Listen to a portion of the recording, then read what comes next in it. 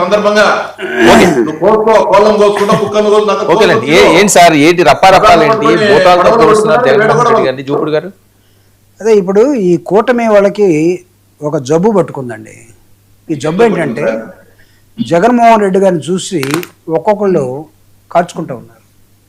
ఆయన ముఖ్యమంత్రి కాదు, ఆయన ఇప్పుడు ప్రతిపక్ష నాయకుడిగా ఉన్న తర్వాత కూడా దయ్యాలు సైతాన్లు ఈ భాషని నాకు తెలిసి ఎన్డీఏ వాళ్ళు మానేయకపోతే ప్రజల వాళ్ళని చేదరించుకునే అవకాశం ఉంది. రెండోది, నేను అంటే ఎన్డీఏ మీద నాకు తెలిసి ఓవరాల్గా 3 పార్టీల మీద ప్రజలకి చాలా ఆశల్ని పుట్టించి ఎన్నికల్లో చేసినటువంటి దాని మీద 3 పార్టీల్లో ప్రజలకి చంద్రబాబు నాయుడు గారి మీద బీజేపీ మీద పెద్ద కోపం లేదండి. ఇప్పుడు వాళ్ళు ఏంటంటే వీళ్ళిద్దరూ ఒకళ్ళు బీజేపీ వాళ్ళు సరిగా అటు ఇటుగా వెళ్ళిపోయారు, ఇప్పుడు కూడా ఏం మాట్లాడటం లేదు. చంద్రబాబు నాయుడు గారు చాలా అబద్ధాలు చెప్పాడు, ఒక్కడు కూడా నెరవేర్చలేకపోతున్నారు. ఆయన ఎలాగో మేము నమ్మం. కానీ ఆ టైంలో కూటమిలో భాగస్థులుగా ఉన్నటువంటి ప్రశ్నిస్తానికి వచ్చినటువంటి పవన్ కళ్యాణ్ గారు ఎందుకు ఇంత మేజర్ ఫెయిల్యూర్స్ ఎందుకు మూట కట్టుకున్నాడు? ఎక్కడ మాట్లాడు, వాళ్ళు అన్నం తిట్టినా మాట్లాడు. పీపీపీ మోడల్లో ప్రభుత్వ వైద్య విధానాన్ని మొత్తాన్ని పేదవాడికి ఆరోగ్యం లేకుండా ప్రైవేట్ వాడికి అప్పచెప్పే ఒక వినూత్న కార్యక్రమం. వాళ్ళు టోటల్గా ప్రైవేటైజేషనే కదా, వాళ్ళది డెమోక్రసీ కాదు, ప్రజాస్వామ్యం కాదు.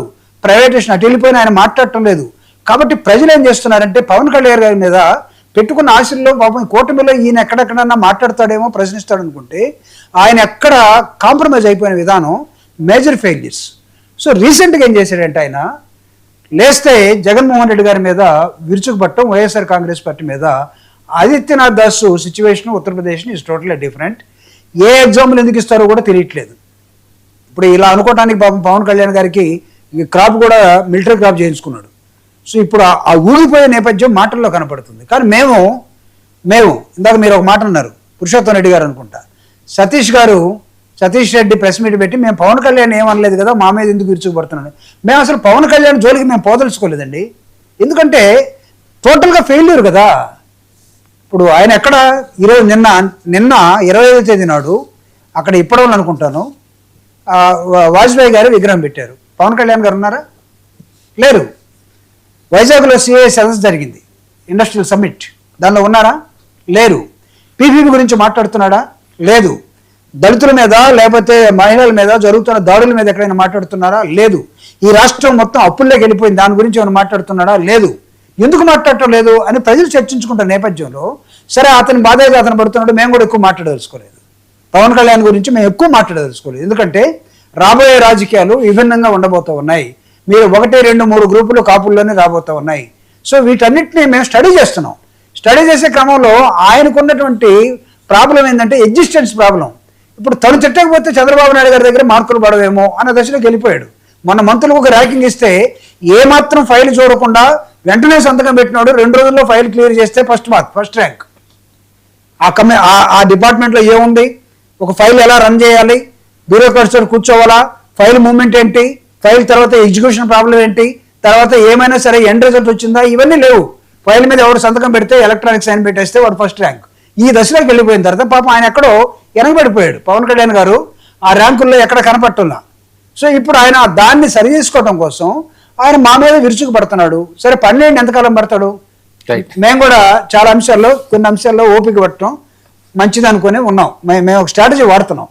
వైఎస్ఆర్ కాంగ్రెస్ పార్టీ అన్నెసరిగా మేము పవన్ కళ్యాణ్ గారికి రియాక్ట్ కాదలుచుకోలేదు. ఆయన మోడీ ఆదిత్యనాథ్ దగ్గరికి వెళ్తాడా, లేకపోతే ఇంకో చోటకి వెళ్తాడా, ఎక్కడెక్కడ బీజేపీ గవర్నమెంట్లు ఉన్నాయో వాళ్ళందరినీ మోడల్గా చూపిస్తాడా, ఈయన బీజేపీ గవర్నమెంట్లో ఉన్నాడా లేదో వాళ్ళు చెప్పాలి. బీజేపీ సో నిశ్శబ్ద యుద్ధం వైసీపీది.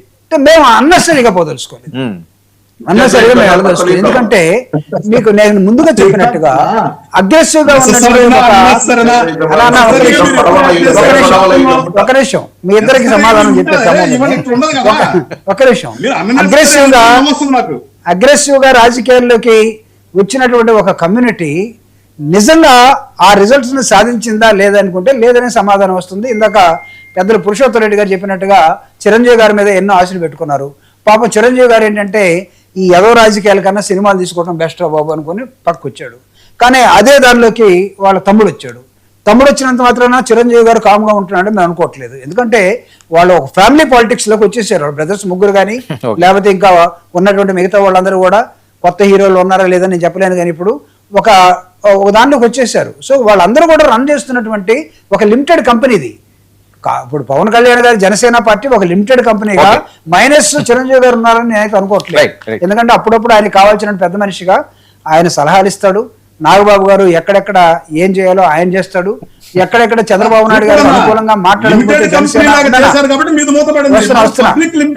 చంద్రబాబు నాయుడు గారికి అనుకూలంగా మాట్లాడకపోతే జనసేన ఉన్నట్టు ప్రజలు భావించే నేపథ్యం కాబట్టి వాళ్ళు అనుకుంటారు.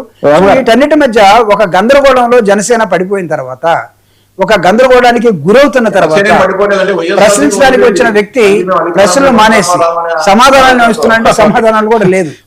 ఈ రూపంలో ఉన్నటువంటి ఆ వర్గాన్ని గురించి మాట్లాడేటప్పుడు మేము చాలా జాగ్రత్తగా ఉండదలుచుకున్నాం. నేను ఓపెన్ గానే చెప్తున్నాను, చాలా జాగ్రత్తగా ఉండదలుచుకున్నాం. నోరు బారేసుకుంటారా? ఇందాక రాంగోపాల్ రెడ్డి గారు ఒక బోతం అన్నాడు, పవన్ కళ్యాణ్ గారు ఇంకో దాంతో పోలుస్తాడు. చూద్దాం, ప్రజలకు వదిలేద్దాం. పురుషోత్తమ్ రెడ్డి గారు మనిషి జగన్మోహన్ రెడ్డి గారని ప్రజలు పవన్ కళ్యాణ్ గారి మీద జూపుడి